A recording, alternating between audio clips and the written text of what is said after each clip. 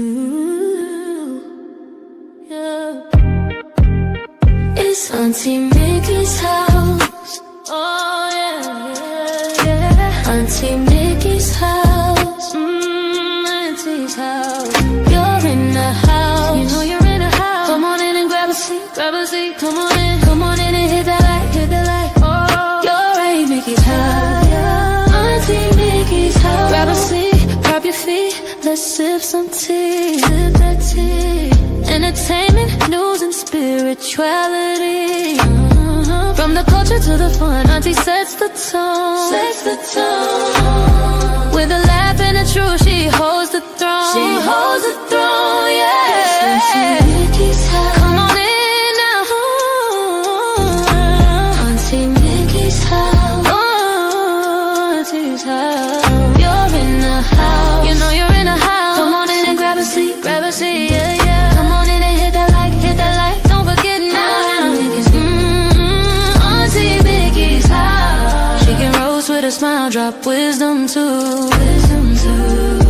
Break down the headlines, bring it straight to you. Straight to you, baby. Community strong, conversation grown. Grown talk, baby. Auntie Mickey's house, make yourself at home, yeah. Come together, every voice is heard. Every voice. Respect the vibe, let's share the word. Oh, yeah. From the jokes to the prayers, she keeps it real. Keeps it real. Auntie Mickey's house, that's the deal. That's the deal, baby. Auntie Mickey's house. Auntie's house. Oh yeah. Auntie Mickey's house. Auntie's house. On in the house. You know you're in the house. Come on in and grab a seat, grab a seat. Come on in and hit the light, hit the light, hit the light. You're at Auntie Mickey's, yeah, yeah. Auntie Mickey's house. Auntie Mickey's, Auntie Mickey's house.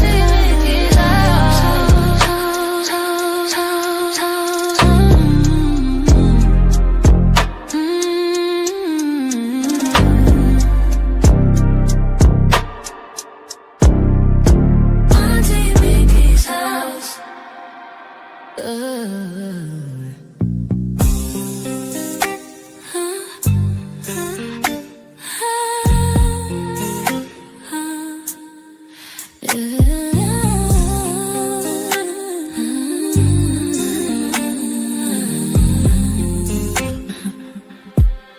It's Auntie Mickey's house. Oh yeah, yeah, yeah. Auntie Mickey's house. Auntie's house. You're in her house. You know you're in her house. Come on in and grab a seat, grab a seat. Come on in and hit that light, hit that light. Oh, you're at Auntie Mickey's. Yeah, yeah, yeah, yeah, yeah. Auntie's house. Auntie's house. Auntie's house.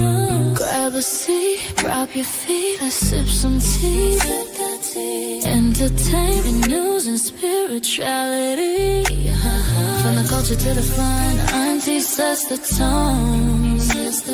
With a laugh and a truth, she holds the throne. She holds the throne, yeah.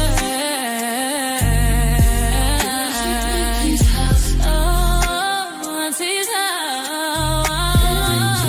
You know you're in a house. Come on in and grab a seat, yeah. Come on in and hit that light, don't forget. Auntie Mickey's.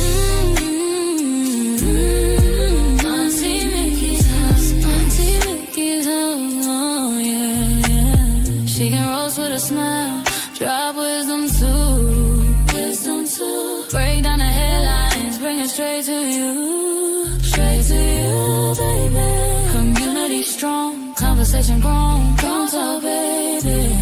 Auntie Mickey's house. Make yourself at home, yeah. Come together, every voice is heard. Every voice. Respect the vibe, let's share the word. Oh yeah. From the jokes to the prayers, she keeps it real. Keeps it real, keeps it real. That's the deal. That's the deal, baby. Yeah, yeah.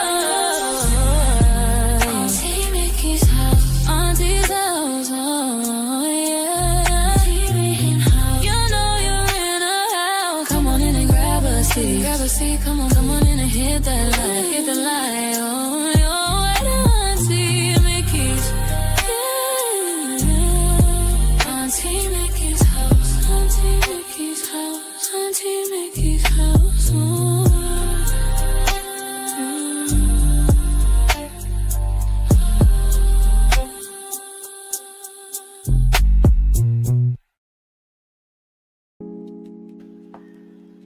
Good afternoon, y'all. Good afternoon. What is this, Tuesday? Let me get my days together. Let me get my days straight. Is it Tuesday? Put a 1 in the chat if it's Tuesday, because I am totally discombobulated. Let me know. Is this Tuesday? Yep, it is Tuesday. You don't have to put a 1 in the chat. Let me turn my phone off just in case Xavier try to call me during my live. You know, he's good for that. Let me turn off this ringer. That's it. That's it. How y'all doing tonight? How is everyone doing? It's so good to see y'all here. Good to see y'all here. Let me see who is in the house tonight. Of course, I know my baby's up here. There you are. I see you. I see you. You know everything's good in the hood today. Hello, Millionaires Code. How are you, my love? I see Camille in the house. I see Mr. Phillips in the house. Let's see who else is here. Lawanda. Hello, Lawanda. There we go. Hello, Barbara. I see Rachel Haynes is here. Satin Doll, there she goes. Hello, sweetie. Donna McClinton, hello, my love. There we are. There we are. Let me see who else is in here. I'm kind of slow tonight. Yep, there's Camille, LaWanda. I think I got everybody. Yes. We got everybody in the house. There's 12 folks in here. I hope y'all hit the like button. You know, I'm going to start leaning on folk about that like button. Even the people in the bushes. The peoples in the bushes. Come out of the bushes and hit the like button. You ain't got to come chat if you don't want to. You can sit back, watch on TV, on your iPad, on your iPhone, whatever you feel like doing. But just hit the like button for me. Hit the like button. It don't cost you nothing. I haven't played that one in a while. So I'm going to have to play it. Because people seem to forget. Camille said, Auntie Nikki, did you see my emails? No, sweetheart. I've been humping today. Not literally, but I've been on my grind today. I had some business I had to run to the bank and take care of. And you know I got to go take care of my money real quick. But I will definitely look into it when I get off of here. I'm sorry I missed your emails. I'll be the first to admit I am bad with checking emails, and I shouldn't be like that. But I'm running a business and trying to do 2 channels on YouTube. It's a lot. It's a lot. If it wasn't for my husband having my back, I would be out of my mind. I wouldn't be doing what I do. So please forgive me if I didn't check up on my emails in time. I will definitely be doing so. And for those of you who have my phone number, you can always shoot me a text. I get those quickly. I get those real quickly. So Camille, you have my email, so I will send you my phone number if you need to send me something emergency-wise. And you can text it to me or call me, shoot. After time I pick up. If my phone is nearby. So, hello, C. Gonzalez. C. Gonzalez is in the house. See.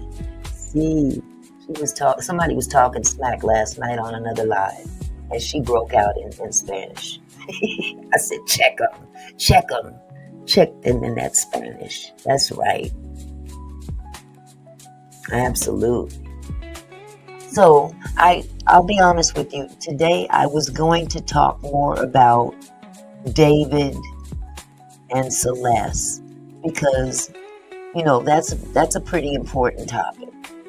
Very important topic. And I think we had a pretty good live last night about that topic. And there has been a little bit of information that came out that I could actually share with you. It's not going to take long. Is that Aretha Franklin? Who's Aretha Franklin? Orlando Mercado is who Aretha Franklin? I'm curious now because I know she dead and gone. Where is she? Where is Aretha?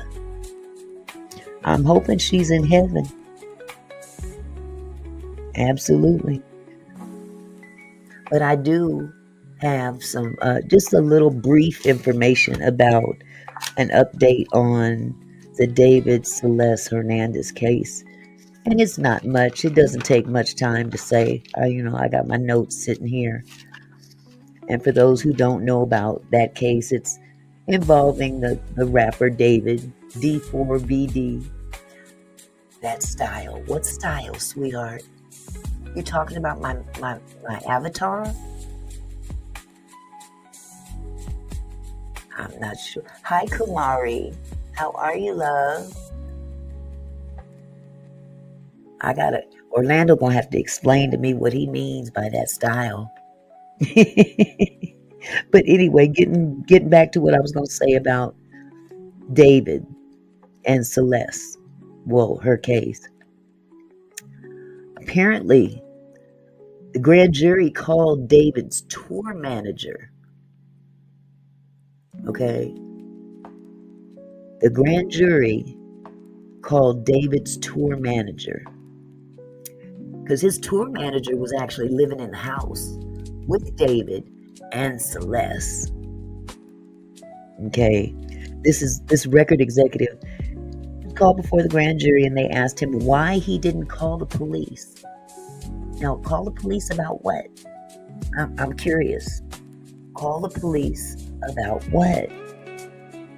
But apparently this is huge because TMZ's exclusive says that the president of David's tour company was grilled Monday by the deputy district attorney in front of the grand jury on why he didn't call the police. And I'm like, police for what?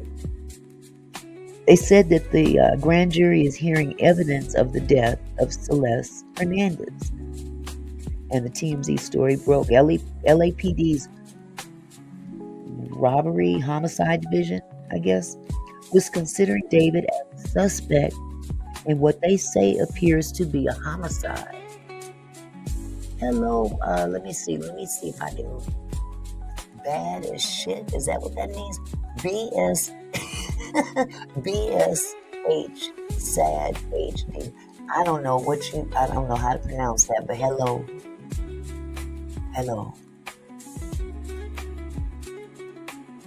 Oh, they said the manager was paying the mom in the beginning. Okay, well, it says here that he was grilled in front of the grand jury. And it says that, the homicide division was considering David as a suspect in what they say appears to be a homicide. So Robert Morgenroth,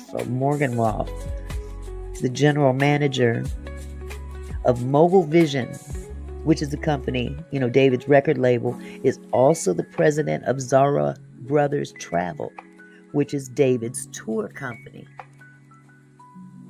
And they learned that Morgenhoff testified all day Monday before the LA grand jury and learned at one point that with a half dozen of people in the hallway, and they stepped out, he was talking loud enough for people to hear him. So folks was eavesdropping on him. He was referring to Beth Silverman, the deputy DA presenting the case before the grand jury, complaining that she was being really pushy as to why he didn't call the popo. Okay. He went on to recount how he responded. I said I felt like I didn't have the responsibility to do that and just wanted to continue with the tour. My question is, call the police about what? Her being there? Her not being there anymore? I mean, that's the question that jumps out in my mind. So now they say we don't know the time frame of the tour to which he was referring, but David was on tour when Celeste's body was discovered in the Tesla, which had been parked near his LA house he was renting. Okay? This underscores that David is squarely in the crosshairs of the LAPD and the LA County District Attorney. Okay. David and Rob lived together in that house, and neighbors reported seeing Celeste living there, or at least someone that looked very, very much like her. Then he would be one of the first ones to notice that she was underage, right? Or where is that girl? I mean, where is she that was living here? So maybe that's what they meant when suddenly she was there and then suddenly she wasn't. I'm trying to understand why they asked him, why didn't you call the police? He would have also had to coordinate her showing up at the venues for David when he would perform. So LAPD, and this is where it gets kind of funky. This is where the cover-up, the look of the cover-up looks.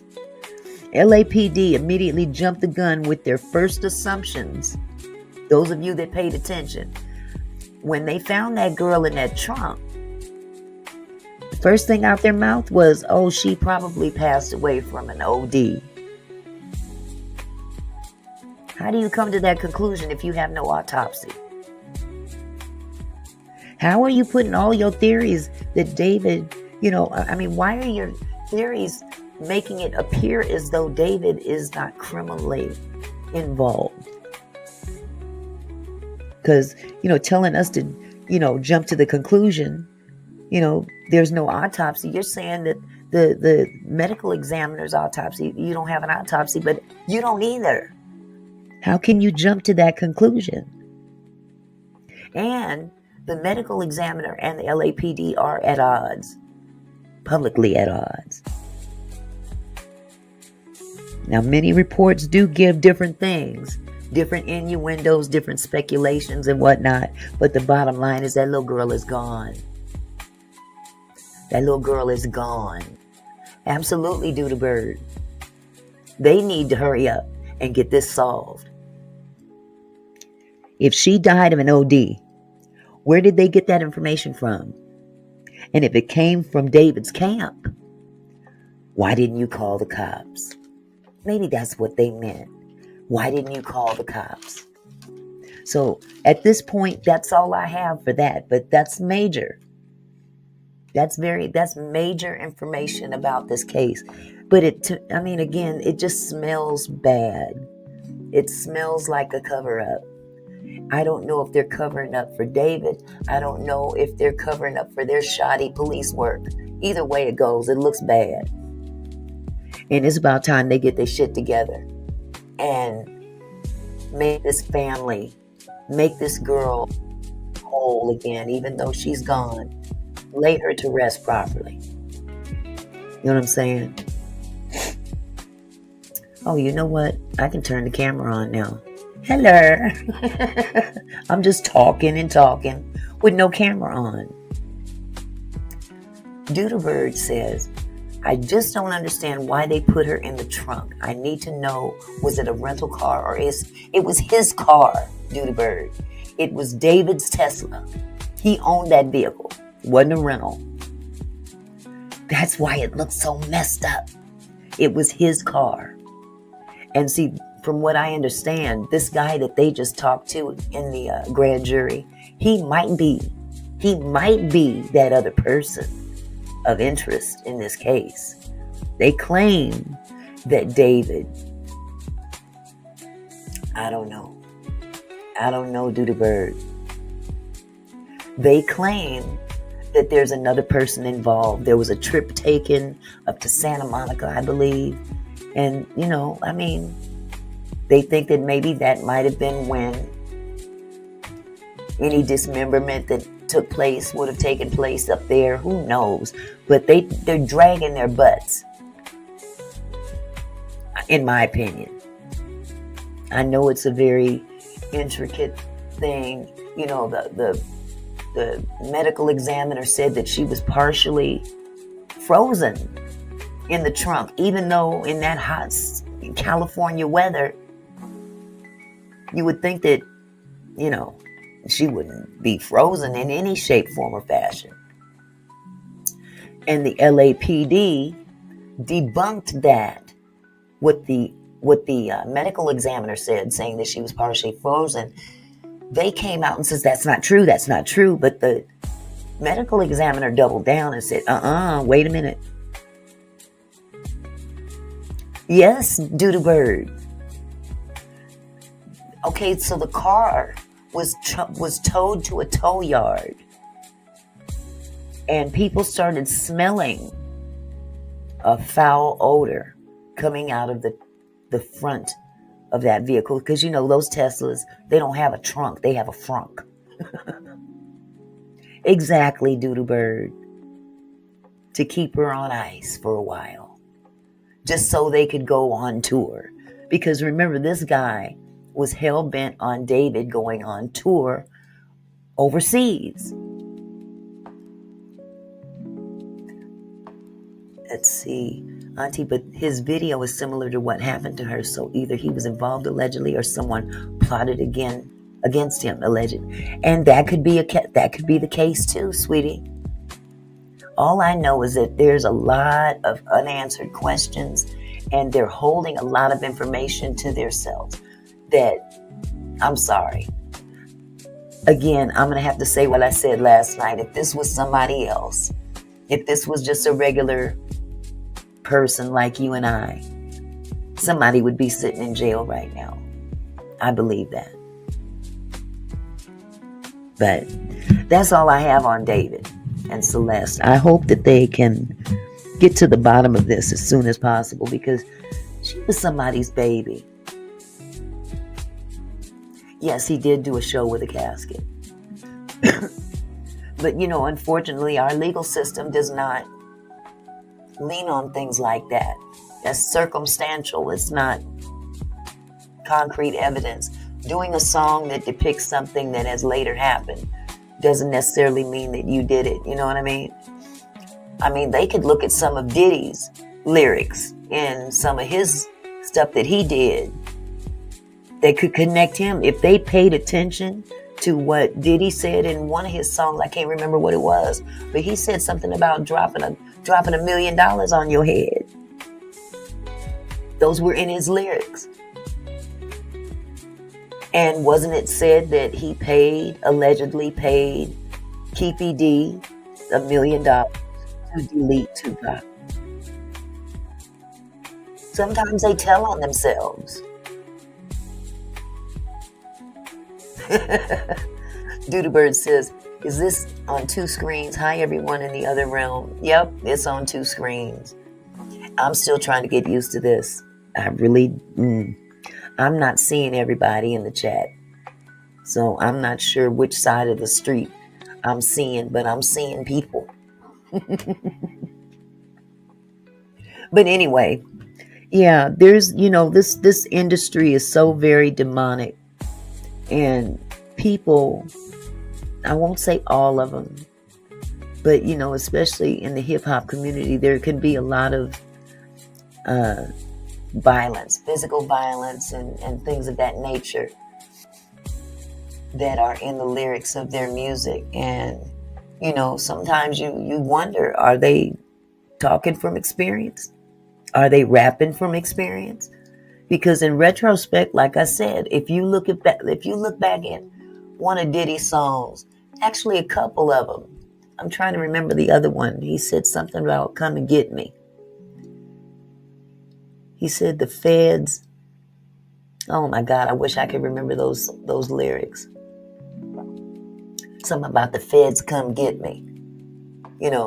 I can't remember the name of the song off the top of my head because it's been so long. But sometimes they tell on themselves. Their ego makes them tell on themselves.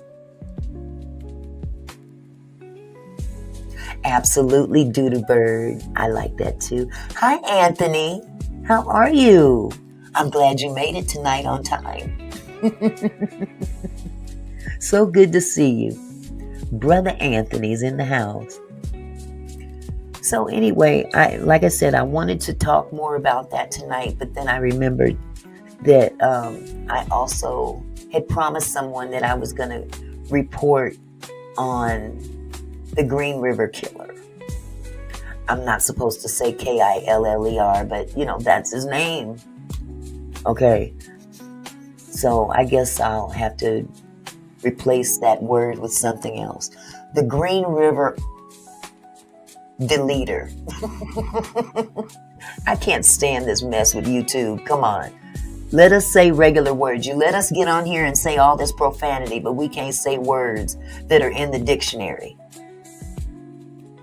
That's all over the media. This doesn't make sense to me. Let me get my tea together. My throat gets so raspy up here.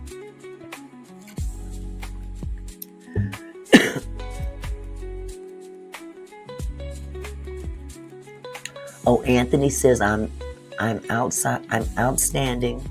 On TikTok live tonight. I'm chilling at my auntie's house. Okay, Anthony, chilling at auntie's house. Okay. So anyway, I don't know. I'm sure a lot of you in the room tonight can recall Gary Ridgeway. Put a 1 in the chat if you remember Gary Ridgeway or the Green River, you-know-whatter. Just curious how many remember him.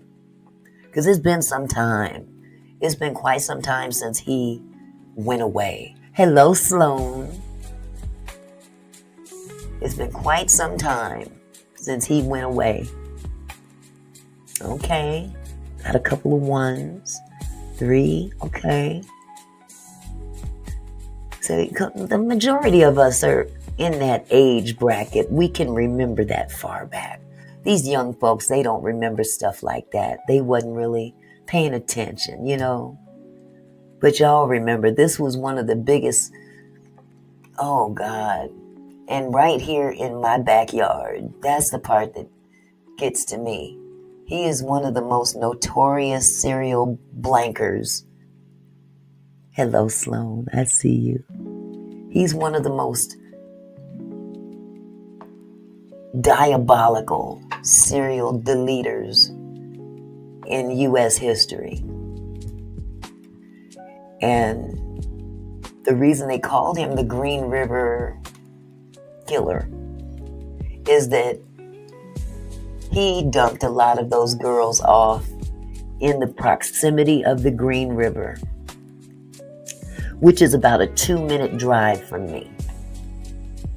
I see that river every day and I think of those girls. Girls way back to the 70s. No, I would have to say the 80s. Some of them girls, a couple of those girls, I remember from back in high school. We didn't go to the same high school. But you know how you come up in a town, you an original OG, Mr. Phillips. Well, I was born and raised here. So a lot of those girls were my age at the time. And for whatever reason, their lives didn't quite work out the way you would want them to. So they ended up turning tricks on the street. There's a street not far from here. It's a big major thoroughfare, busy area. It goes a long stretch. It's the old 99, Highway 99, that used to take you from Washington State all the way down to California. And then when they built I-5, 99 was, just 99. And one part of 99 was what they would call Host Roll. That's where all the ladies of the evening were making their money. All the seedy people were up in that area. And again, it is literally a 2-minute drive, if not less, from my house. So being born and raised here, it just brings back a lot of memories as to how it was back in that time. As a teenager, when the news came on and these girls started disappearing, we got scared. Absolutely, Doodle Bird. So you know what I'm talking about. Pack Highway. They call it Pack Highway or Pacific Highway South. So it's a It's a big, long thoroughfare that used to take you from Washington to California. But back in the day, again, there was I-5, but this was a very seedy place. And I mean, it went for miles. It goes for miles. As a matter of fact, SeaTac Airport is right there on that same highway. And again, it goes for miles. But apparently this dude is now on his deathbed. I remember Bishop Don Juan. Yes, Mr. Phillips. I remember Bishop Don Juan. A mess. Yes, SeaTac is right there. Worked at SeaTac, you know. So again, I'm born and raised here. But this joker, that's your uncle, man? Mr. Phillips. Bishop Don Juan is your uncle? Oh, I am too through. That's where you get your swag from. I see it. I see it right there in the chat. Now I understand. Oh my goodness. No, he hasn't. You're talking about Gary Ridgeway, Dudebird? He hasn't passed yet. Unless he did in the last day. Almost done living off the taxpayer. Exactly. Well, the thing about him is that this joker he was convicted of 41 unalivements. He was convicted of 41 women no longer living. However, he did come forward and actually admit to even more than that. Some of these young girls they have never been found. Never. As a matter of fact, let me see if I can pull this up. I found a site that actually has pictures of these young ladies.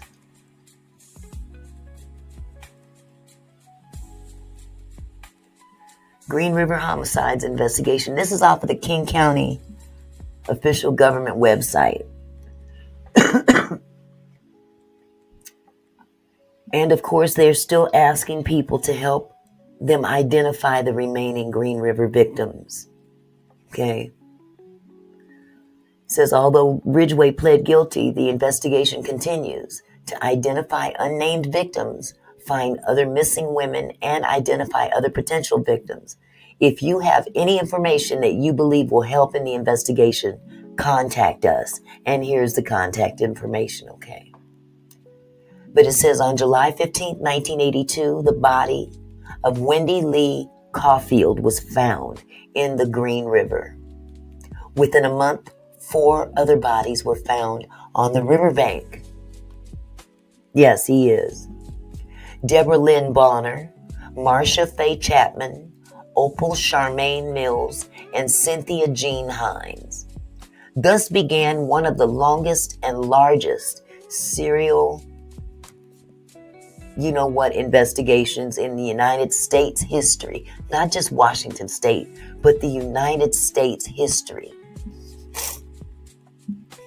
Eventually, the deaths of at least 48 women would be linked to the Green River. Dude. Our investigation continued for decades. Over time, the combination of advancing technology, science, and determined investigative work advanced the case until an arrest was made in 2001. This guy was doing this for about 20 plus years. Jesus. November 2001, Gary Leon Ridgeway was arrested and subsequently charged with the murders of Cynthia Jean Hines, Marcia Faye Chapman, Opal Charmaine Mills, and Carol Ann Christensen. April 2003, Ridgeway was charged with 3 additional murders: Wendy Lee Caulfield, Deborah Lynn Bonner, and Deborah Estes. June of 2003, in exchange, this is the part that got to me. Exactly. That's right. That's right, Sloan. You're absolutely right. Word on the street is they interrogated him again recently to try to wrap things up, so to speak, but didn't get anything else out of him. Hi, Retretta. So yes, you're absolutely right, Sloan. So, but this is the part that got to me. June 2003. In exchange for the prosecutor not seeking the death penalty, Ridgeway agreed to plead guilty to all you-know-whats that he committed in King County. He agreed to provide complete, truthful, and candid information concerning the crimes that he had committed in King County and answer all questions during interviews conducted by the detectives or the prosecuting attorney. Well, he didn't do that. Yeah, you're right, Millionaire's Code. November 5th, 2003, Larry Leon Ridgeway pled guilty to 48 counts of aggravated murder in the first degree. But now he has copped to almost 80 unalivements. These are the girls that are still missing. These 3 women are listed on the official Green River homicides list. They remain missing today, and their cases remain uncharged. So he hasn't been charged with them, but they know that apparently he must have copped to them because they've never been retrieved. This one here was 16 years old. Cassie Ann Lee. Cassie Ann Lee was a 16-year-old girl. She was last seen on August 28, 1982 in the area of South 200th Street and 30th Avenue South. This area is just east of Pack Highway South. I'm just east of Pack Highway South, too. Kelly Ann McGinnis was 18 years of age and was last seen on June 28, 1983 at South 216th Street and Pacific Highway South. So they were walking the streets. These are where they were last seen. They was walking that street, Pack Highway. Patricia Ann Osborne was 19 years of age and last seen on October 28, 1983 when she left an area at North 115th Street and Aurora Avenue North in the city of Seattle to walk to a nearby restaurant. And that is literally 20-something miles away from here. So he picked her up clear on the other side of town. Now these are women that says, please take a look at the photographs below. We're looking for the current whereabouts of these women or their true names or names of associates and relatives and when these women were last seen. This one here, Linda Jackson or Willinda L. Wells. This photo was taken in 1983. This female has been identified as Linda L. Jackson and Willinda L. Wells. She has not been seen in King County since early 1983. Another one here, her name was just Michelle. Yeah, very close. Very close. Her name was just Michelle. They don't even have a last name for her. This photo was taken in 1980.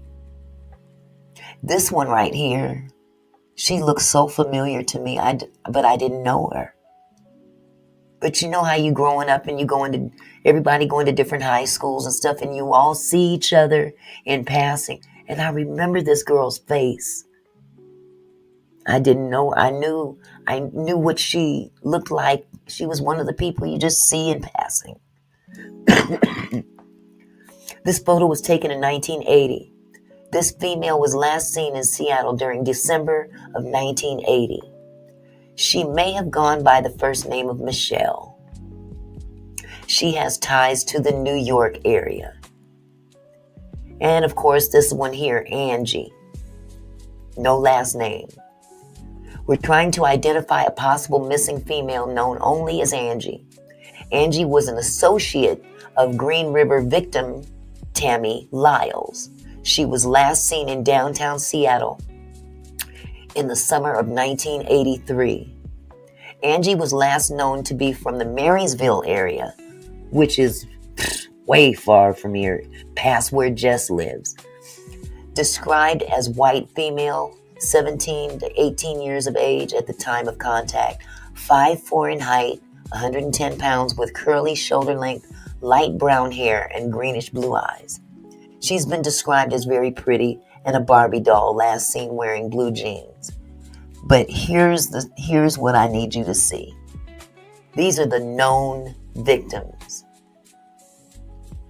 Wendy Lee Caulfield, Marie Malvar, April Buttram, Patricia Yellowrobe, Deborah Lorraine Estes, Colleen Renee Brockman, Yvonne Shelley Antosh, Carol Ann Christensen, Linda Rule, Kimmy Kai Pistor, Cheryl Lee Wims, Cindy Ann Smith, Shonda Lee Summers, she looked familiar too, Patricia Ann Barzak, Shirley Marie Sherrill, Denise Darcell Bush, Andrea,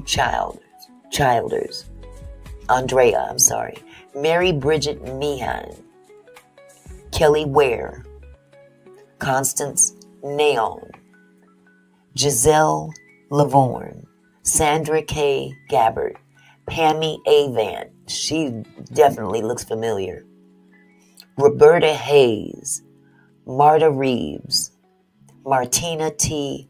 Otherly, Mary Sue Bello.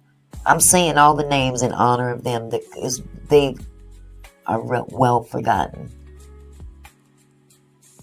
Yes, he did do the bird. Hey, Jess. Good to see you, love. Debbie Mae Abernathy, Kimberly Nelson, Lisa L. Yates, Delise Louise Plager, Maureen Sue Feeney, Tina Marie Thompson, Carrie Ann Royce, Dolores Laverne Williams, Alma Ann Smith, Opal Charmaine Mills, Terry Renee Milligan. Now she's related to a family close to my family. I don't know this young lady, but I know her family.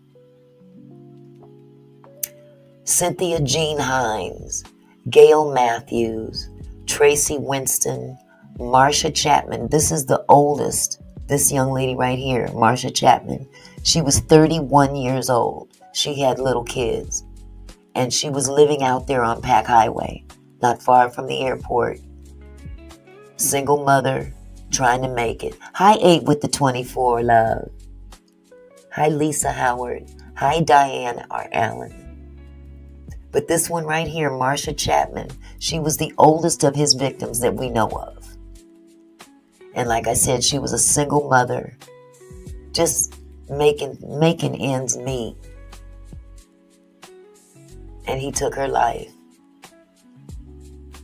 Deborah Lynn Bonner, Wendy Stevens, Lori Ann Ratsputnik, and last but not least, Tammy Lyles. That's a lot of girls. These are a lot of victims. And these are the ones that are accounted for. This is not just a list of, this is who could have, These are just the ones that they convicted him on. But he says that he's done even more than that. So I say all this to say this. I'm going to get rid of this picture because it's depressing. Very depressing. He's apparently on his deathbed, so to speak. I'm going to pull up this interview with the former sheriff that worked this case.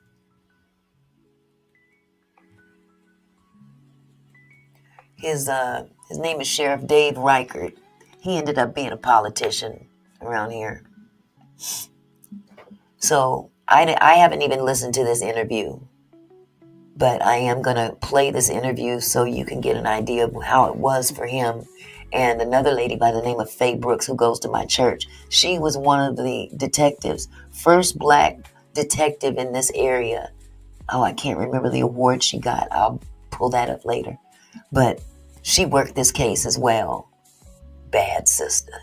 She's a bad sister. Hold on just a second.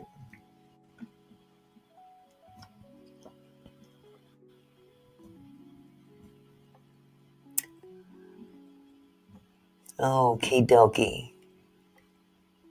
Let me pull this up so just a little bit. Okay.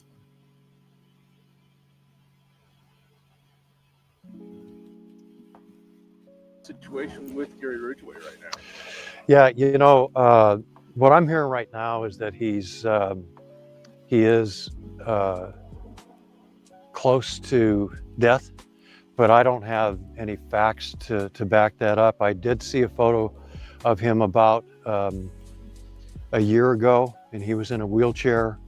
Didn't look very healthy at all, so it's not surprising that people are saying that he's in his last days. He's in his last days. Yeah, okay. I'm sorry, I can't feel too bad about that. Let me reduce this just a little bit. But I don't have any facts to back that up. I mean, he's accused of killing so many people. He's been convicted of killing, I believe, 49. Hold on, can you guys hear the interviewer? Because it sounds kind of low. Let me turn this up all the way because the interviewer sounds very low. And I'm going to turn this music off. Let me see if I can go back a little bit. When he goes, how many secrets do you think he's actually taking to the grave with him? Yeah, I think that Ridgeway's taken a lot of secrets to the grave with him. When he was arrested in 2001 and finally decided that he was going to cooperate in as much as he did with the task force, he said he killed 65. He was going to confess to 65. He pled guilty to 49, and we closed 51 cases. 2 of them we weren't able to charge, but we know that he is responsible for those cases. So when we interviewed him for 6 months, getting information from him was like pulling teeth. So we were pulling teeth for information for each and every case that we finally charged him with. And we knew that he was withholding a lot of information. We knew that he's a pathological liar. That he was. He was a pathological liar. Like a lot of other folks we know that we won't even, that's going to remain nameless. Hey, Auntie, I am watching Fox 13. Okay, cool. Okay, can you guys hear the interviewer okay, though? Because it is kind of low, and I've got it turned up all the way. As a matter of fact, he went to Tyee High School, and lived right across the street from that high school. Okay, good. You can hear. Let me get back on here. Also, a psychopath, and so I think that at times he didn't know truth from lie. So I'm sure that he's kept a lot of secrets, and he's going to die with some secrets. Him dying is really about the families. All those families How do you think they'll deal with his death? Will it be a movement to move on for closure, or do they still have the same unanswered questions? I think the cases that he pled guilty to, the 49 cases, those families can never have closure. The families of missing girls and women today will never have closure until their loved one is found alive. Hopefully, some will be. Um, there are some, of course, that are still unsolved homicides. The most that families can do, from all the conversations I've had with families, is to pray for answers to the questions that they have. Why did my daughter die? Who killed my daughter? And where's her body? And when can I put her to rest in a proper way? And those are the questions that we can help families answer. Um, Ridgeway's confession helped us give those answers to 51 families, but there are a number of families still left today that don't have those answers. Can you imagine the man that could possibly have unalived your child and they give him a break? This is the part that just burns me up. They give him a break for information and he still doesn't give all of the information. I think that should be a deal breaker. But unfortunately, in this state, apparently there is no more death penalty. And he's an exception. I guess you could look at it more than one way. Make him live and suffer. But if you make a deal to disclose all of your information, because they had this joker, they would take him out of the jail and literally take him into different sites to where he was dumping bodies. I mean, this is crazy business.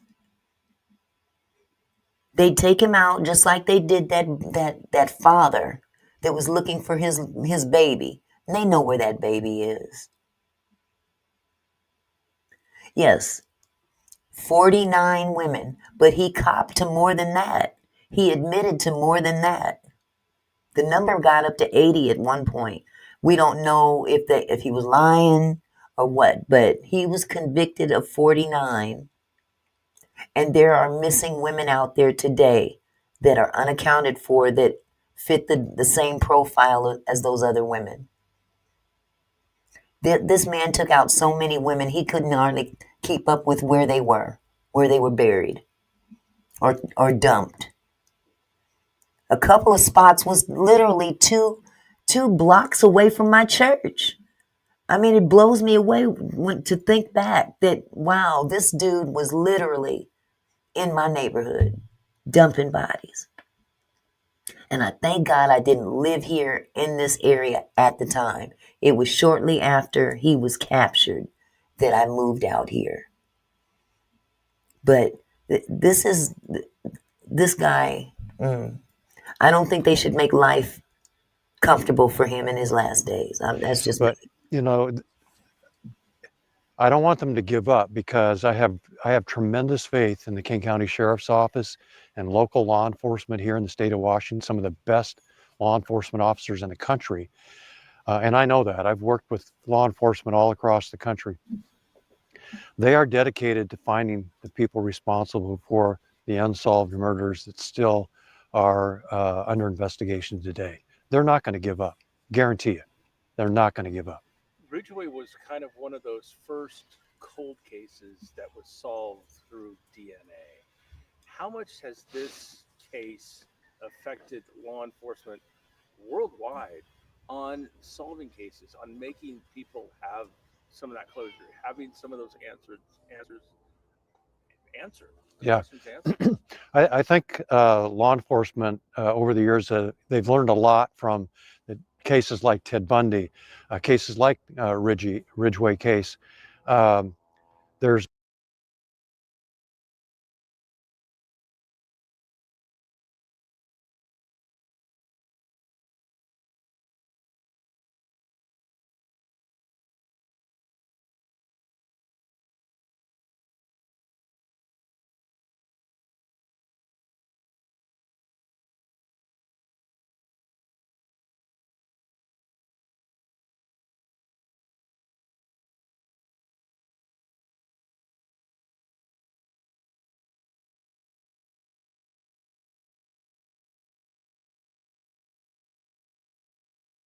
I'm sorry. I was muted, you guys.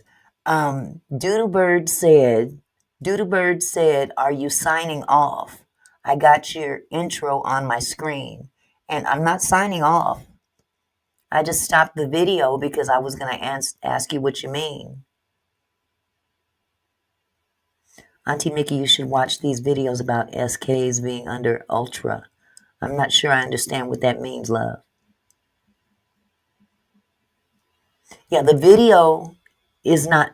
I stopped the video, Millionaire's Code. Let me start it back up, you guys. Listen. New techniques, there's new techniques in processing outdoor crime scenes. I think a lot of that is in use today, but really what's had the impact on investigations today is the fast-paced progress of DNA, familial DNA research, and those sorts of things. That's really been the breakthrough in solving some of these cases, because a case investigation starts with the identification of unidentified human remains. And so DNA now can be used to identify victims um, with finding bones. And so once you've identified the victim, the investigation now begins, because then you can go to family and friends and build out a case, track down where they were last seen, and then continue the investigation from there. So DNA and other forensic techniques have really aided investigators in today's investigations. What would your message be to the families of those Green River victims that have not been found yet? Well, there's three that have not been located yet, and again, I know that it seems impossible, but people said it was impossible that that we were going to solve this case. It took us 19 years, but we did it. Okay. Hi, Lala. How are you, sweetie? Okay, 8 with the 24. Yes, please email me. That way we can talk about it openly through email. Because you know how YouTube is. They get funny about certain words. So let me proceed with this. Hold on. And there were a lot of hurdles to overcome, and I think my message is just to call the investigators, let them know you're still there, let them know that you care. I know that most families will do that, but just for me personally, know and understand and believe that cops today, that the law enforcement officers of today, detectives working on these unsolved cases, are not going to give up. They will find answers. Do you think that over the last, I guess, do you think justice was served giving him the life sentence and him pleading, or would have you rather seen something else happen? Yeah, that the question about making a deal with Ridgeway back when he was arrested, life in prison versus the death penalty. Today, we don't even have the death penalty, so he wouldn't, if we caught someone like Ridgeway today, it wouldn't even be a question. It was a tool for us. And that's one of the reasons I was disappointed to see the death penalty go away, because with people like Ridgeway, they're cowards. The first thing they want to do is save their life. And that's what everybody that does something similar to this is going to do from now on. Because there's no more death penalty, there's no way around really getting to the meat of it. Millionaire's Cove says, Auntie, and to think about it, he was married and out there doing evil and coming home to his family like nothing. Like, now that's crazy and scary. At the same time, mind-boggling. Exactly. His wife didn't have a clue. Let me say that again. His wife had no clue what he was doing out there for years. At least that's what she said. I don't know. I don't know if my husband was coming with mud all over stuff like that. I'd have some questions. Where you been? And why are you so late? At one point in time, this joker took his child with him. to dump one of those bodies. Hey, Black, how are you, sweetie? So yeah, I really wish they hadn't done away with the death penalty. I'm not a big death penalty proponent. However, in a case like this, he had a bargaining chip, and he was able to save his life with that bargaining chip. You was catching turtles, Black. Yeah, I agree, Doodle Bird. I'd be asking questions too. I would be asking questions too. How do you not know your husband's out there doing something crazy for as long as they were married? How do they save their life? Confess. And that's what he did. He is a coward. He saved his life. He confessed to 49. We closed 51 cases. So yes, I think it was the right thing to do. Otherwise, we'd have only had 7 families that would really have answers to the questions they were asking instead of 51. Did the families ever get an answer to the question of why he did this? The only answer that Ridgeway ever gave us when we asked him why he did it was because I could. Because that he was it. could. And this Wow. is a typical psychopath. I mean, he's typical, no remorse, not sorry for anything, and really can't think of any other reason other than he could. No remorse. Does this person deserve to live out the rest of their life in the manner in which what does he care? He gets 3 square meals a day. They may not be all that tasty. Okay? But he gets 3 squares and a cot. He can watch TV whenever. I just don't feel like that's a good deal. I'm sorry. And he's in Gen Pop. So I just don't get it. How this guy, in exchange for locations of where he dumped some of the bodies, he didn't give them all the locations. He couldn't even keep up with them all. Hi, Dark Crypto. Yeah, he was very, very smart, but he didn't give a damn. That's the saddest part about it. He still to this day doesn't give a damn. How chilling was it when you were sitting down there off of Airport Way in the makeshift jail that you guys built for him? How chilling was it to sit there and talk to him? I had 3 days that I was able to visit with him and interview him, and what I remember, and I think what other detectives will tell you that were the primary interviewers, when you sat down with him and looked at him and looked him in the eye, you were looking at pure evil. I interviewed Ted Bundy in 1986 for 3 days with Detective Bob Keppel, and I had this exactly the same feeling. It's just Ted Bundy, another one. Another one from this area. I know y'all remember Ted Bundy. Hi, Lady Letitia. Hello, sweetheart. How many of y'all remember Ted Bundy? Now that goes even further back. Ted Bundy was another prolific serial deleter. And the difference between him and Gary Ridgway is that Gary Ridgway was not very nice looking. But Ted Bundy, according to everyone that knew him, felt that he was this very handsome, educated man. Henry Lee Lucas. Yep. He was like this guy named Henry Lee Lucas. I've never heard of Henry Lee Lucas, but if he's anything like these 2 dudes, wow. But yeah, Ted Bundy was another one that was crazy, and he escaped at one point. He escaped from their capture. just a dark, deep hole filled with evil. Hard to explain, but I think people understand it when I describe it that way. How else could you describe somebody who just randomly grabs people off the street, especially our most vulnerable young girls and young women and takes their life.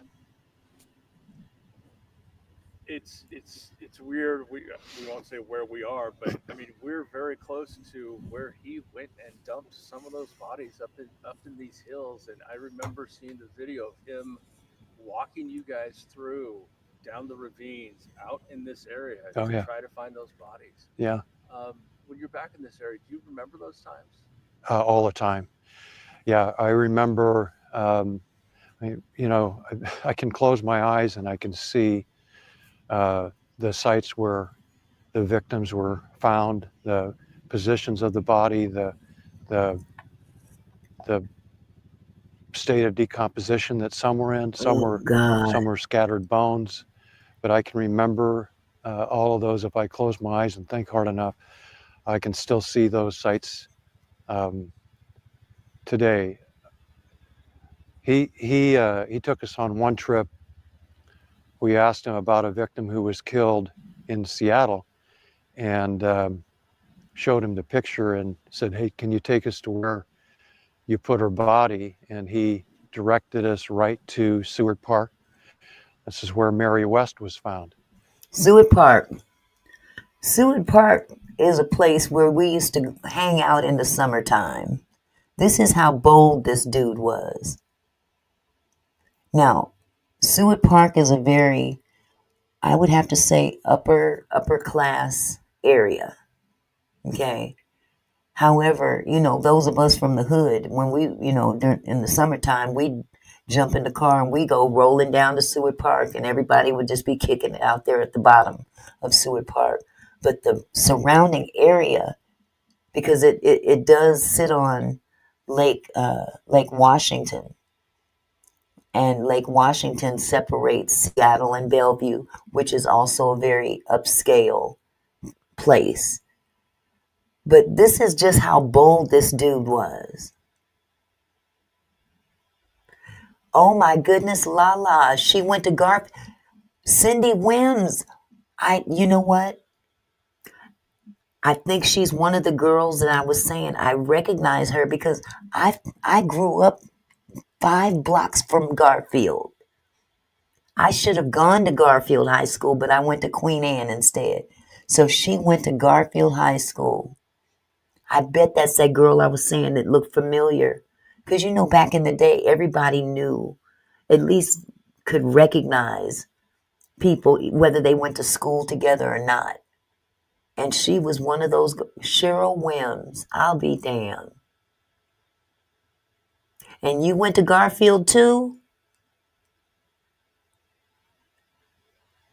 Lala, you went to Garfield too? Holy cow.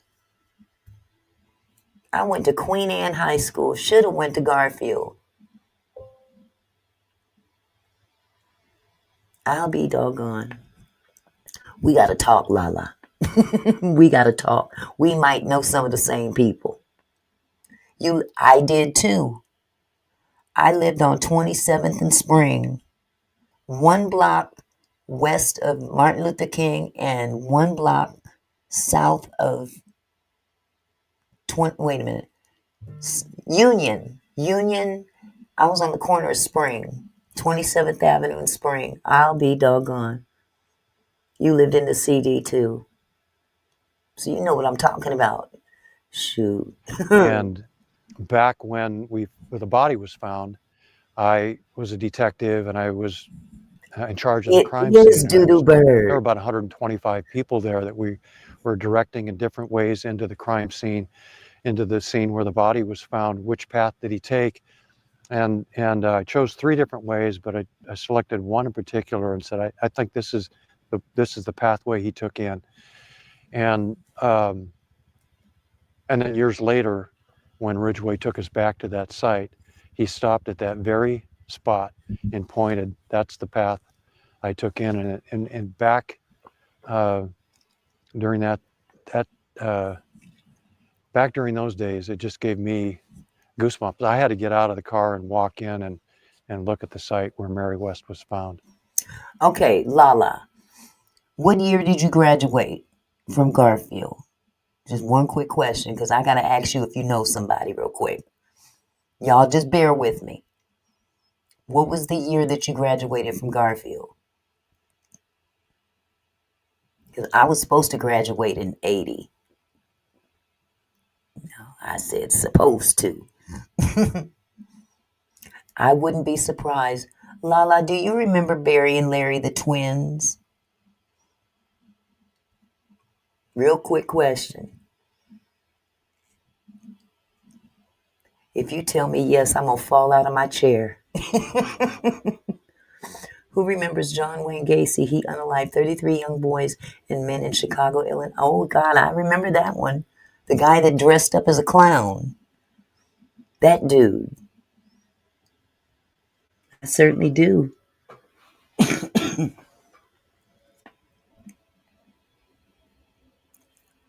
Wow. This is a small world. It really is. And Seattle is not that big of a town. It is now, but back then it really wasn't in comparison to some of these other cities. I'm just waiting for Lala's answer. If you tell me you know Barry and Larry the twins, I'm going to fall off of my chair right now. Let me start up this video. I got everybody waiting for an answer. Chilling. What do you hope for the families when Gary finally does die? What do you hope the families are able to do? I don't think Ridgeway's death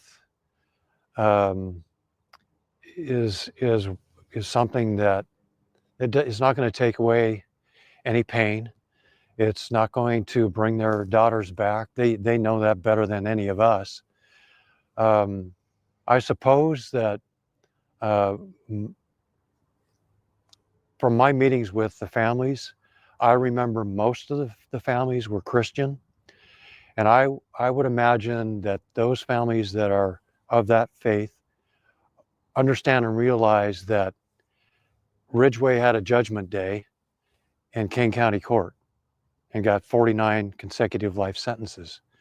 But Ridgeway is going to have a judgment day, and he better pray, because that's going to be his final judgment. Absolutely. Obviously, for the families and the women that he killed, it was obviously a horrible thing. But these deaths affected a lot more people, including your crews, your people that worked out there. Yeah. How hard was it for your detectives and your people in the King County Sheriff's Office to move through this whole process? Yeah. Well, I'll be honest with you. Detectives I still talk to today are still carrying the memories. I just explained to you how I can see the sites where the bodies were found. I know what bones were found in these sites, and other detectives are having the same feelings. It's something that you live with. You can't collect scores and scores and scores of dead bodies. You know, the sad part about all this is that these places that he dumped those bodies, a lot of those places have not changed, not one bit. They're in the same in the same condition they were back at that time. I passed by that site. There's a bridge that I cross over just to go toward the bank here in Kent, in downtown Kent. And that little bridge, when you look over that bridge, is the Green River, and one of the areas that they had literally found a few of those bodies at. And it hasn't changed, not one bit. The water, still the current flows the same way it did back then. It's sad. It's very sad to see. So again, this is it. To know that this man is still alive and kicking, and to think that they might try to make his life comfortable in the last days, it infuriates me. It really does. And erase those memories, especially of little girls. So here's one human being, Ridgeway, No if you want to call him a construction. human being, one person, Mm-mm. Ridgeway, who had such a tremendous impact not only on each and every family that lost their loved one, but on the entire community and on this entire state, on the detectives, but also on this entire state. There was a dark cloud over the state. No one believed we would catch this guy. And then in 2001, we did. And people still come up to me today and say, thank you. I remember I met Ridgeway here. I remember I worked with Ridgeway at Kenworth Trucking. I was working at a 7-Eleven, up on Pacific Highway. Ridgeway used to come in. There's so many, and people have impacts that from Ridgeway that just have this ripple effect. Did you hear what he just said? He actually worked with this dude at Kenworth Trucking years before he became affiliated with King County Sheriff's Department. And to think that later on he ends up arresting a co-worker, it blows me away. It really does. It blows me away that he actually used to work with this dude. And from what I understand, Ridgeway was a very, very quiet person, very standoffish, but nevertheless, they shared the same employer and was employed by the same company at one time. That blows me away. People remember it almost more than the day Mount St. Helens blew up, to tell you the truth. I remember that too. At the time, so I mean, I was here when all that was happening. I was here when Bundy was down at Lake Sammamish.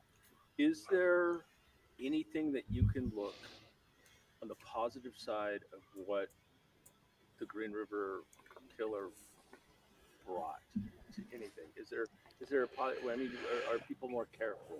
Did they understand did it help law enforcement look more at how do we help victims? How do we help people get out of those situations?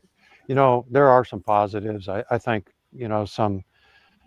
I thought he just said he used to work with him because I had heard that before, that he had worked at Kenworth for a moment. Maybe I misunderstood him. Nevertheless, the dude was a weirdo. Point blank period.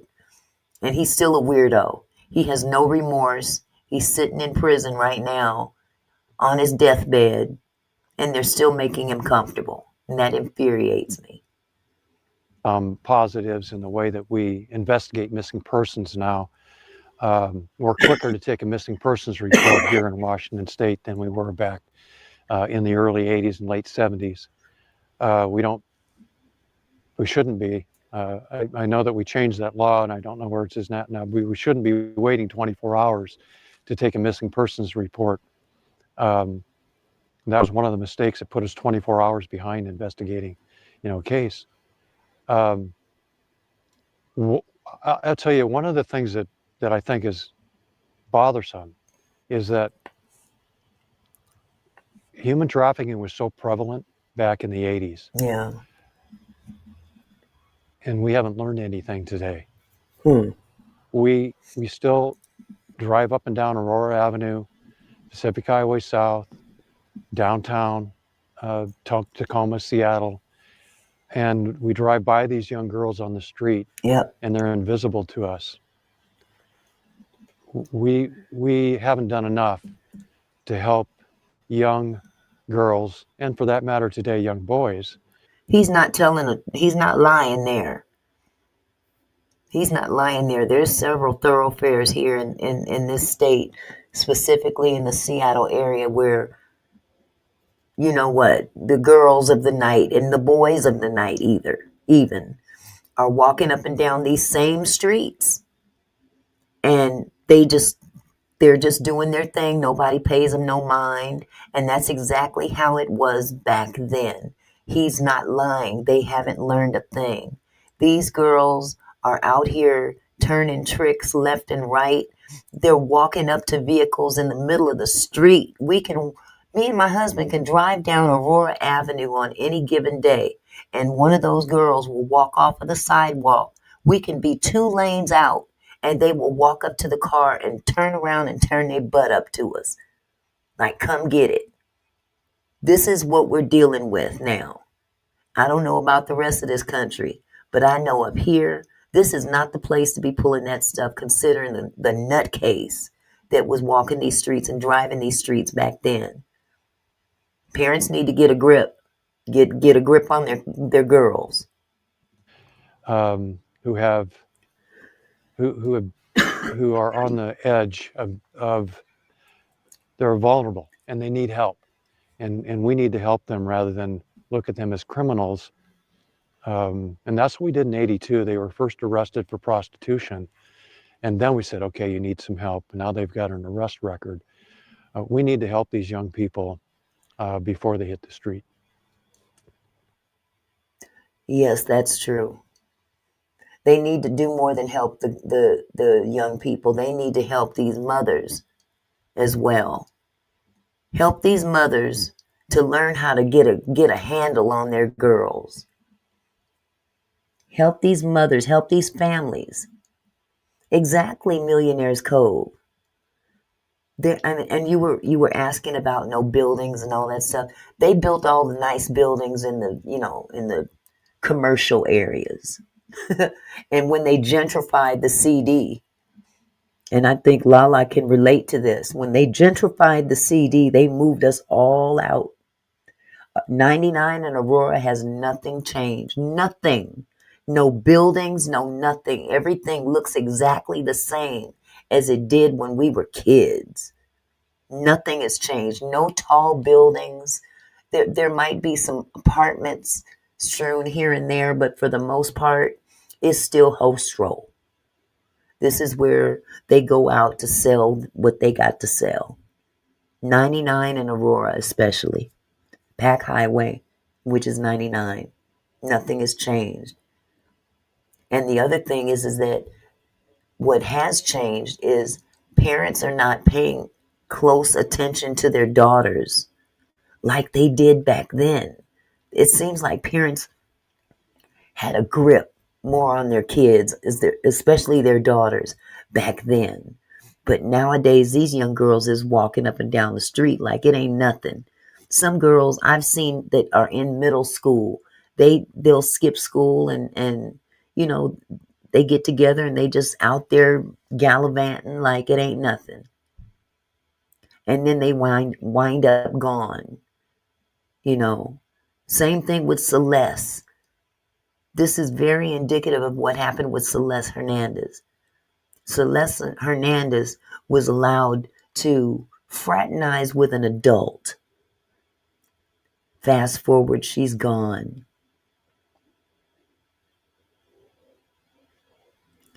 Doodlebird said, my area is growing so much. I've been here in my area since 4565. Okay.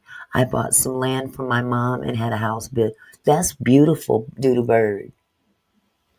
Are you in a very rural area or is it, Auntie, are you saying it now? The parents are teaching their daughters? In some cases, yeah. I hate to say it. We've got some, and I'm only saying it because I know some specifically. I know some families specifically that are generational welfare recipients. They teach their daughters by either showing them the game or teaching them the game. Here's how you get by. Career goes from great grandma to mama to the daughter. 4 generations. My father married into a family like this. I saw it with my own eyes. And it's still happening today. It's still happening today. Where, the get by. It's the get by game. And it's sad because this is where a lot of these girls end up gone. And Celeste Hernandez, 12 years old, online talking to a grown man. Yes, it's heartbreaking. Yes, Lala. Well, you're one of the few. Your family is one of the few. Okay? In my neighborhood on 27th and Spring, it still looks the same. But almost everybody on that block are new. They're new. They're not original families. See, back then, our parents bought a home. They passed it down from generation to generation to generation to generation. But when they started that gentrification crap in Seattle, offering all that money to people that owned homes so they could build it up,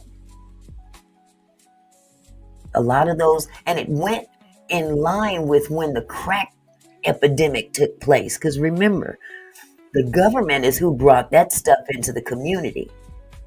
So they couldn't talk those older people into selling their homes. So they had a plan B.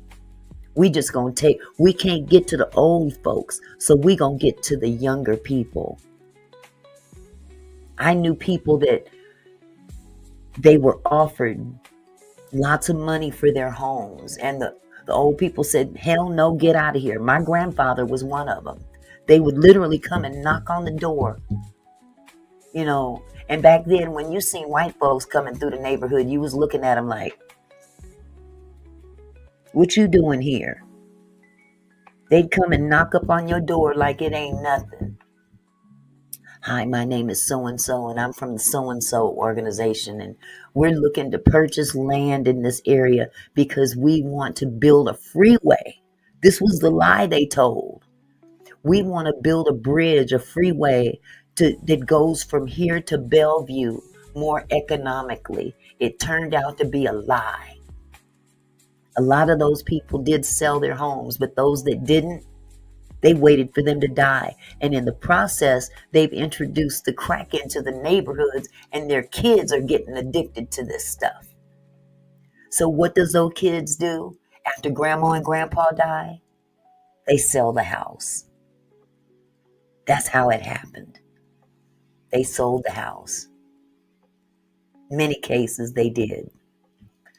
In many cases in my neighborhood, that didn't quite happen, but when the older people died off, the younger people did eventually sell off the property and moved on.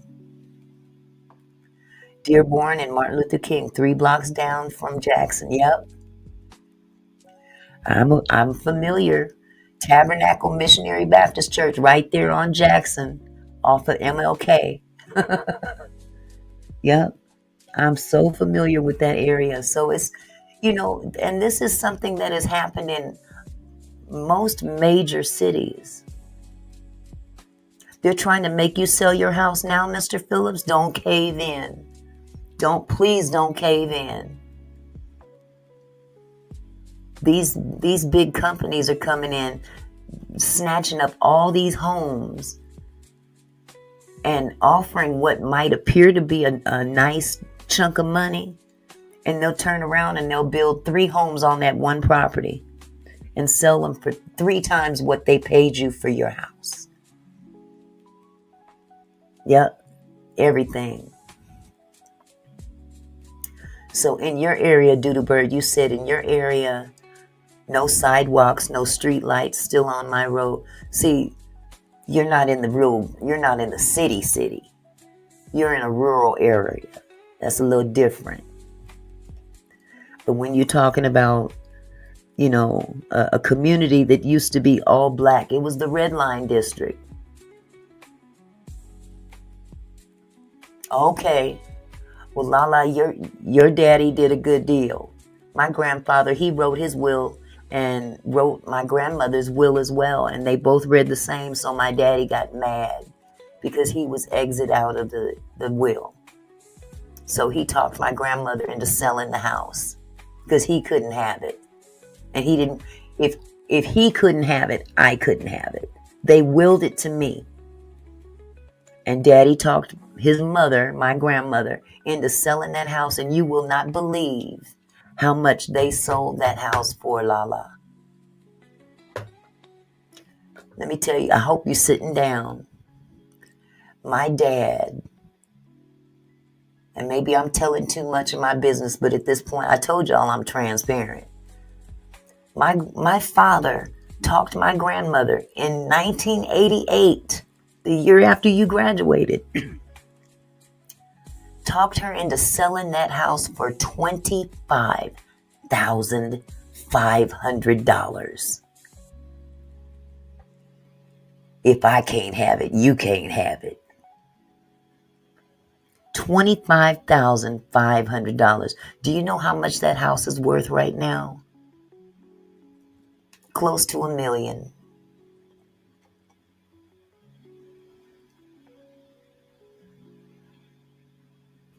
You're right, Millionaires Code. When a child doesn't have to work for what they had been given to them, they don't know the value, so it doesn't mean anything to them. They didn't have to slave to get it, so it doesn't mean anything to them, and that's sad. Absolutely, Doodle Bird. Put 2 houses. Lala, you know what I'm talking about. Them things that look like cracker boxes, saltine boxes. They'll take a house, at least in the CD at least.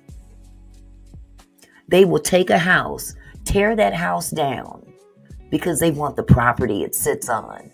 And they will place 2 homes looking like a saltine box, 2 homes, and sell them for over $850,000 to $900,000 each.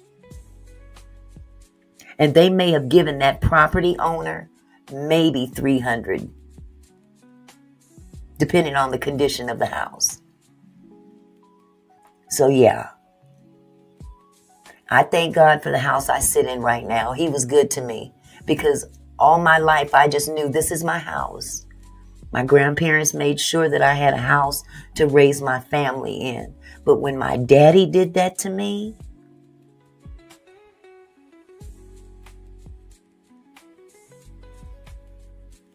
God was blessing me because I shouldn't even have this house. As bad as my credit was at the time.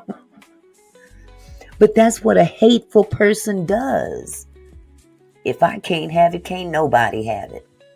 $25,500 for a house. I believe it, Lala. 500,000. Look, them homes in the CD are going for lots of money because they want that property. They want to build up that area. The land is valuable. Some people buy the homes, and if they're a HUD home, they can reconstruct, they can gut it out, build it up like they did my house. They gutted it out, turned it into a 5-bedroom home that was originally a 2-bedroom. They made it into a 4 or 5 bedroom home, 2 levels. And the last I checked back in, maybe it was about 2008, the market value of that home was $457,000. That was back in the early 2000s. God was good to me and my husband. I had a very vindictive father. Very vindictive. Yep. Yes, Doodle Bird. See, those kind of homes here, those are what they're looking for. They want that property. But this is a common practice in all big cities. If you look at your history of your city, the nearest large city in your area, chances are you're going to find that there was a red line district in that area where that was the only place Black people were allowed to purchase homes. That's why you only had Black folks living in a certain area, because that was the only place they would allow. The banks would only allow them to buy homes in that area. That's why I was raised in the CD, because the CD was a red line district and my grandparents were Black. The biggest city to you is Tacoma? Okay. I can't stand Tacoma. It stinks. That smelter. It doesn't smell as bad as it used to, but But Tacoma, it's okay. It hasn't grown as much as Seattle has, but it's grown a little bit.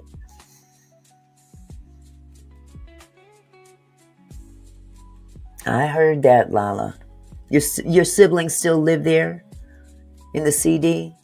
I'm glad somebody still lives in that house. I'd hate to see it that that they sold it off.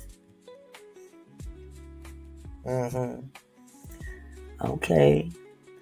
Well, again, I just think that this Green River killer thing, it's almost like a story ready to repeat itself. But this guy, he got away with murder, literally. He was only convicted of 49, but he committed way more than that. He actually said he did. You know, it's crazy. It's crazy. There's other, they said that let me get on that part. Let me share this real quick. I don't want to keep y'all all night because this might be boring you. But this is a part of U.S. history. This is a part of U.S. history that is bound to repeat itself if we're not careful. And I'll just read through this real quick. This is this was December 18th in his trial, 2003 in Seattle. And he received a life sentence without the possibility of parole for killing 48 women over the past 20 years in the Green River Killer serial murder case. It says Gary Ridgeway, one of the country's most notorious serial killers, is reportedly dying in a Washington prison. Imagine that. Thank you, Mr. Phillips. Yes, C. Gonzalez, it had a smelter, and it smelt. Exactly, Lala. Parents back then cared about what they left their kids. But we had some parents out there that were very, very vindictive. And see, my dad was one of them that, even though he was my dad, he acted like I was his sister instead of his dad or his daughter. So it was almost like he put us in competition with my grandparents. Like, dude, are you crazy? It says Ridgeway, known as the Green River Killer, is now 76 years old and is receiving end-of-life care in the Washington State Penitentiary in Walla Walla, according to several sources with knowledge of his condition, who spoke with Washington-based radio station Cairo. He's been in prison since 2003, when he pleaded guilty to killing 48 women in the 80s and 90s. Ridgeway has maintained over the decades that he is responsible for killing somewhere between 75 and 80 women during his reign of terror. Ridgeway targeted vulnerable women. Most of his victims were SEX workers or runaways. Does that ring a bell? SEX workers or runaways. Celeste Hernandez was considered a runaway with little familial support. They're targets. He would sexually assault and strangle them before dumping their bodies. He was nicknamed the Green River Killer because his first victims were found near the Green River. Ridgeway dumped some of his victims in Oregon, later saying that he'd done so to confuse police. While living in Seattle, Ridgeway evaded attention from law enforcement for years, even after several brushes with them. Thank God for technology now, because they didn't have the technology back then that they have now.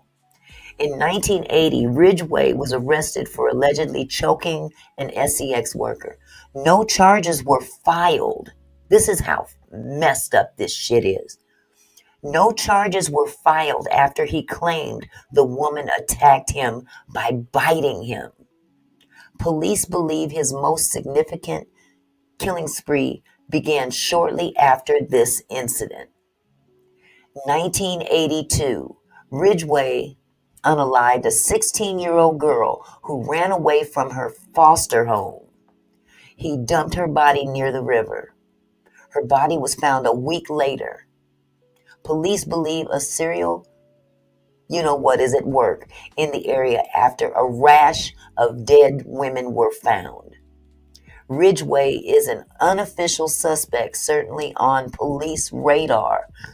He hasn't even been arrested yet.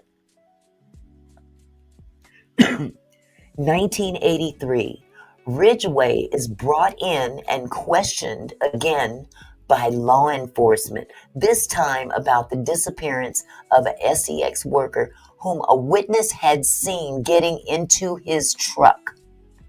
He denied the allegations. 1984, Ridgeway took a polygraph test regarding the 1983 missing SEX worker and passed. Authorities even found an old report from police in 1982 where they made contact with Ridgeway and a SEX worker who were together in a parked car. 2 years later, a woman's body was found nearby. Look at all these times where he evaded police. And was this poor police work? I don't know. 1987, police obtained a search warrant for Ridgeway's home and work. Evidence was taken, including rope and carpet fibers, none of which matched anything linked to the victims. DNA was taken from Ridgeway. Despite being on the police's radar and even perhaps a witness placing him as the last person seen with a now missing SEX worker, Ridgeway was not arrested. Ain't that a blip? DNA technology wouldn't be advanced enough until more than a decade later, when a match was made between a semen sample taken from a victim and Ridgeway in 2001. He is serving 48 consecutive life sentences without the possibility of parole. As part of his plea deal, he revealed the location of undiscovered bodies. His youngest known victim was 14-year-old Wendy Stevens, who had run away from home and was strangled to death in 1983. It wasn't until 2024 that Ridgeway's last known victim was positively identified as 16-year-old Tammy Lyles. She was known only as Bones 20 and had been identified as a victim in 1988. Cairo spoke with the Washington Department of Corrections, which could not confirm whether Ridgeway was receiving end-of-life care. As far as I'm concerned, he don't deserve no kind of care. I'm sorry. End-of-life care. No, just lay there and just, go when you go. These are inaccurate rumors, they said, but it's true. He really is dying. Rachel Erickson, the Deputy Communications Director with DOC, wrote, "While we are not able to provide much detail about incarcerated individuals' medical information, we are able to confirm that Gary Ridgeway has not had any change to his medical condition." That's not true. Hello, Cassandra. So again, I'm sorry. Why are you so protective of this man's rights to privacy? I don't understand it. I'm not understanding that at all. Oh, here's one more thing I got to share with you. Actually, there's two, but you got to see this one. This is what this joker looked like now. This is him. Why the Green River Killer was transferred to King County last year. This is dated March 7, 2025. Gary L. Ridgeway, the Green River Killer, who has pleaded guilty to murdering nearly 50 young women and teens, was in King County last year because he told detectives he could help them find more remains of victims, according to court documents. He bamboozled them people. He really did. He bamboozled the King County Sheriff's Department, in my opinion. The King County Sheriff's Office stayed hush-hush when Ridgeway was transported from the Washington State Penitentiary in Walla Walla to the King County Jail. That's in downtown Seattle. On Friday, court documents related to the transfer were unsealed. Ridgeway, now 76, has been serving 49 consecutive life sentences at the prison in Walla Walla. He pled guilty to 48 unalivings in 2003 and pleaded guilty in 2011 to unaliving his 49th victim, 20-year-old Rebecca Marrero. In exchange for pleading guilty and helping detectives find some of his victims' remains, Ridgeway was spared the death penalty. Hey, Minnie's Curls. No remorse, honey. None at all. And we're supposed to just, okay, whatever. The fact that they cut a deal with this dude kills me. According to the unsealed court documents, Ridgeway told sheriff detectives he could take them to locations in King County where he left the remains of victims that had yet to be recovered. Previous efforts to find these locations based on the verbal descriptions given by Ridgeway have not been successful. King County Prosecuting Attorney's Office spokesperson Casey McNerney, what's her name? McNerney, said in a statement, Ridgeway indicated that he believes he can find these locations in person. So basically, he's dangling this carrot in front of them so he can get out again, so he can get some fresh air. I got some more I can take you to. Looky here. Man, miss me. When asked whether additional remains were in fact discovered, Sheriff spokesperson Captain Tim Meyer declined to comment as the involved cases remain open. When Ridgeway pleaded guilty, prosecutors acknowledged that in the decades since the crimes were committed, development, animal activity, and other impacts have likely destroyed evidence. Yes, he wanted a field trip, Sloan. Almost all of the 49 known killings occurred between 1982 and 1984, although Ridgeway later told detectives he unalived as recently as 1998. Many of his victims were SEX workers.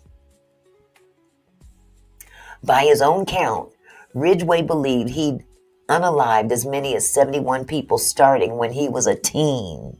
He's throwing out all kind of numbers. Ridgeway's attorney, Michelle Shaw, said in a statement she did not know if any remains were found as she was not present for the meetings with detectives.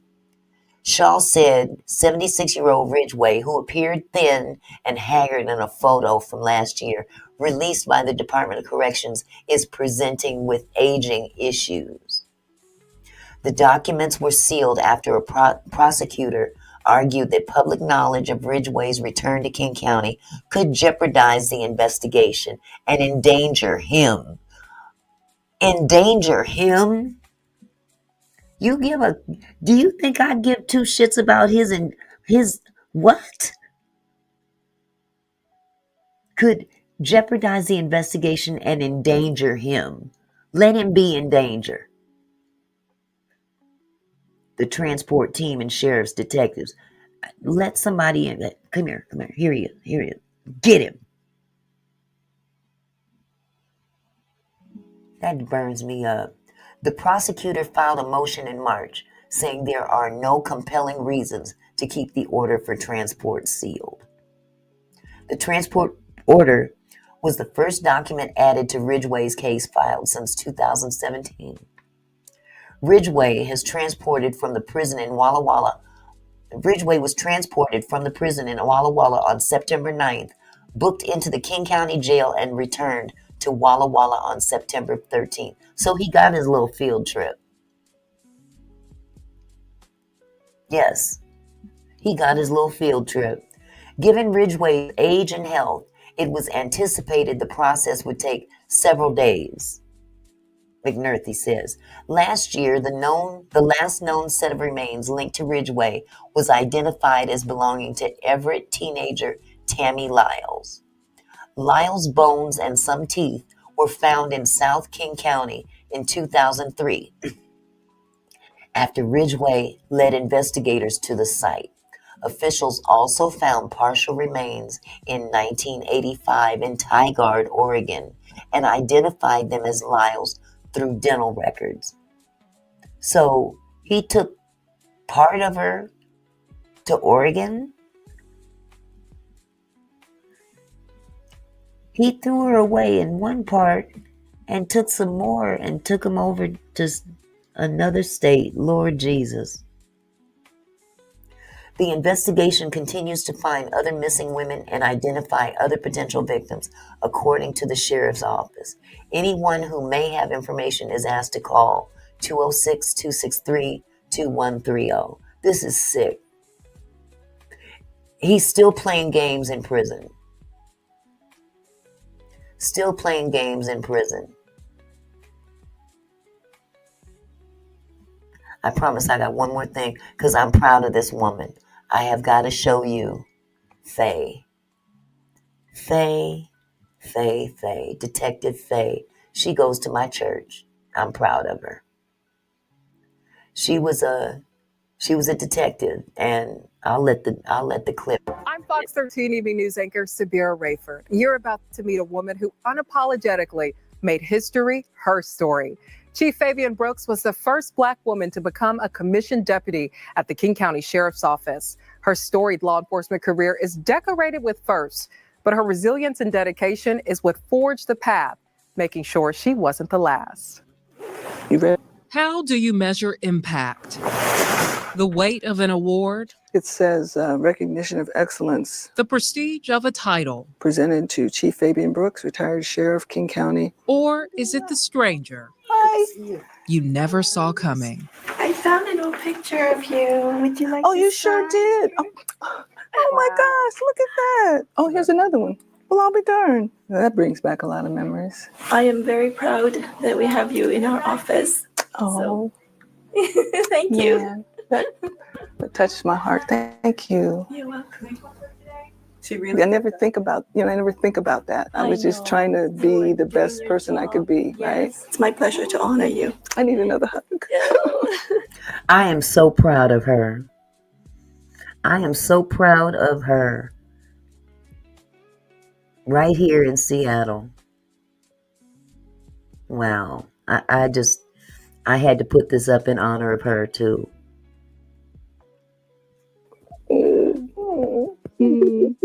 Reflections of the past, revealing an unplanned legacy. Would you believe yourself back then if you could go back and visit young Faye? No, I couldn't see that far. It all started in 1978 when Chief Fabian Brooks was hired by the King County Sheriff's Office and attended the training academy. I felt like it was meant to be, that this was, something that I was destined to try. She was the only woman in her class, I had a lot of support. and some who were ready to challenge her presence. And sitting on the ground, and this one recruit officer. Look at this picture. How many Black folks do you see in this picture beside her? None. None. She broke barriers here. She broke barriers here. Now look at all these white men and this one young sister right down here. As you can see, this is why I'm so proud of her. Absolutely millionaire's gold. I'm not quite sure what he was thinking about, but he came and he grabbed me to tease me. And he started swinging me around, and I said, "Put me down." And I guess I'm yelling at it, but I said, "Put me down." When he finally did, all I can remember doing is getting up and I hit him. I guess it got to people understanding that I'll take something to a certain point, but don't take me past it. She graduated at the top of her recruiting class and was sworn in as a commissioned deputy. Years later, while helping with recruiting, is when she found out from a woman in personnel she had made history. I asked her, who was the first Black woman hired as a deputy for the sheriff's office? And she looked at me and she said, "You." And I'm like, "Me?" It was the first of many firsts to come. I was a rookie, then became a commissioned deputy, then a detective, media relations officer, been a sergeant, lieutenant, promoted to captain, appointed to major, then was appointed to chief of detectives, and then the first Black officer with the sheriff's office to attend the FBI Academy as well. But let's rewind. Tonight, we're taking you behind locked doors of the investigation's war room. To the 80s, one of the most pivotal points in her storied law enforcement career.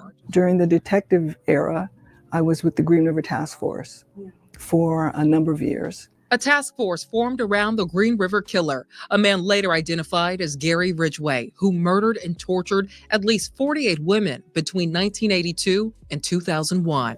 He has a way about him that gets these girls to come with him.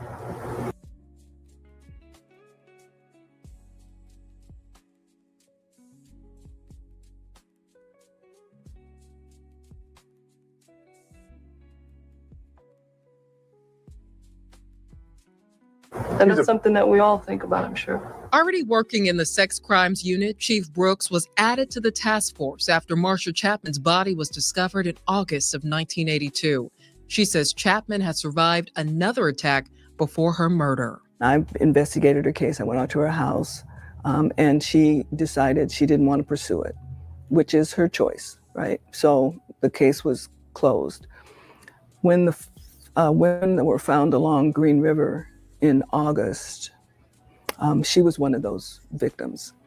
And when I learned it was her, it really touched me to my core. At times, the work felt personal. I think they're all our daughters in a way. We've come to know them better than their families did because of She took this to heart. She really did. She took this to heart. And I mean, she sacrificed quite a bit of her own personal self to bring some justice to these families. Millionaires Cove says, "You go, girl." We all say that about her. the investigations that we've done on them. Knowing the feeling of violation. Part of my life experience is growing up in a household with that, both with sex abuse and with domestic violence. And I realized that I could talk with the perpetrator and get them to say what they did. Accountability. It helped me be the compassionate, kind person that I am because of what I've been through and what I've been able to forgive. Turning the page on pain to help begin a new chapter for women in law enforcement. When I became sergeant in sex crimes, there was a process by which you filled vacancies as a detective moved on. And so there were two sergeants who had gone through and interviewed people and had a list. And then one of the sergeants got promoted and I came in as a new sergeant. And a vacancy came in. And the number one person on the list happened to be a Black woman. And I had already worked with her, so I knew she was competent, qualified. She had lateraled over from another agency. So the other sergeant and I looked at the list and said, yeah, let's pick her. Well, the rumor came out that, well, the only reason why she got that job is because she's a friend of Faye's. And my response to that was, so you guys don't say that when you put in a white guy? A friend of, what's his name? So what difference does that make? She's competent. Hoisting a ladder through the glass ceiling she helped shatter. So here we are. Back in a sheriff's office that doesn't just look different. This is 1971. Lala, thank you so much for becoming a new member. Thank you so much, and welcome to the Kinfolk family. I appreciate you, love. Thank you. Shout out to you. when there were officers on the sheriff's office. It feels different. Good to see you. Good to see you too. What's your legacy? She didn't let people tell her no. She had a sense of humor, could tell jokes, was committed to doing a good job, and treated people with dignity and respect, understanding how true it is that what you're going through now is really preparing you for what's coming next. And my grandmother always said, you got to go through it to get to it. Get to it. That's And right. I'm always like, what was she talking about? Yep, you got to go through some things to get to where you're going. Chief Brooks' contributions have gone far beyond Washington. While working the Green River case, she actually came up with the term person of interest. What an amazing legacy. Wow. It's good to see her again because I haven't seen her in a while. I haven't been to the church in a while. I ain't gonna lie. I had come to the South Campus. She goes to the North, but it's really nice to be able to uplift somebody and say, I know this woman. But Lala, thank you so much. I am so glad you found me too. Yes, yes, yes. So again, I just, I focused on this particular story because we have the same kind of thing to worry about today. Even though this happened a long time ago, we're still in a time where our young girls are going out running these streets without no supervision, and it's not safe out there anymore. It wasn't safe then, but it's even more dangerous now. And for the boys too. To this day, my grandson walks from school to his cousin's house, and I make him call me every day while he's walking alone because I don't know what could jump out and snatch him. And he's got a cell phone. Love you too, sweetheart. I'll see you when you get home. Wake me up if I'm asleep. Or better yet, sit up for me if I'm not here. But I'll probably be here. But yeah, I just wanted to give her props as well. But we've got to do a due diligence for these kids. I know that if you don't have kids of your own that age, you might have granddaughters. You might have friends that have girls that age. And we've got to make sure that they're protected. They need to understand how dangerous this world is. There's jokers just like this still walking the streets today. And Celeste Hernandez is just another point of what I'm saying. Put him on your 360 app. Do I have a 360 app? Tell me what is a 360 app and I'll get one. It's very dangerous out here, Bird, for real. You have a 12-year-old granddaughter. Yep, you got to watch them. You got to watch them. I make Xavier call me every day on his way home to his car. Don't hang up the phone until you get there. Because God forbid if something happened to that boy, y'all will never see me on YouTube again unless it's me going to jail. I ain't gonna lie. I'll hurt somebody behind my grandkids. Yes, absolutely, Minnie Pearls. They were very prolific back then because we pretty much, we felt more comfortable going where we needed to go. We traveled in groups back then. But even now, that's not even safe. But any kid that is walking alone, there's something need to be done about that. I'm sorry. Because we got some nutcases out there just like this jackass that's sitting in prison right now. So I hope that this this live brought some awareness as to what we really need to pay attention to. Because like I said, Celeste Hernandez, she was considered a runaway. Okay, Doodoo Bird. Thank you. Thank you so much for participating. Celeste Hernandez was considered a runaway, and she wound up in the trunk of someone's car. And in retrospect, and even in comparison to these young ladies, very much the same. Oh, okay, Lala. Okay. I have mine in my iPhone. I keep their location at all times. So, yeah, I have something close to that in my iPhone. So I know what you mean.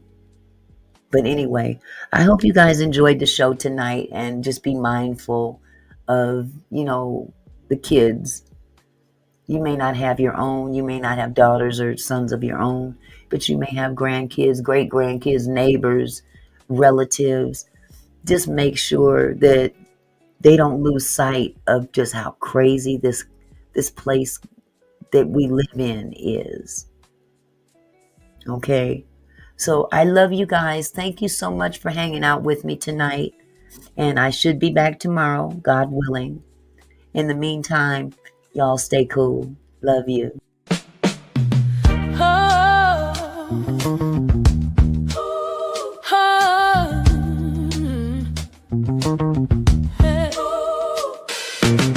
Hey there, my kinfolk.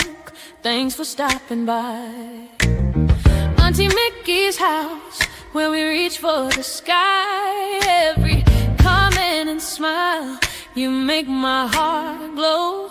Together we're strong, together we grow. From gossip to politics, we cover it all.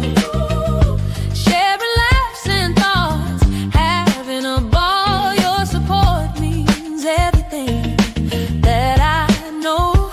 Feels like family here in this sweet show. So let's keep it flowing, keep the love alive.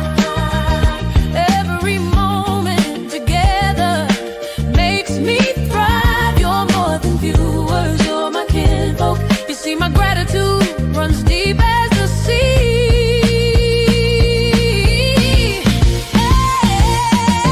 Thank you for being here, for sharing your time with each comment, with each rhyme.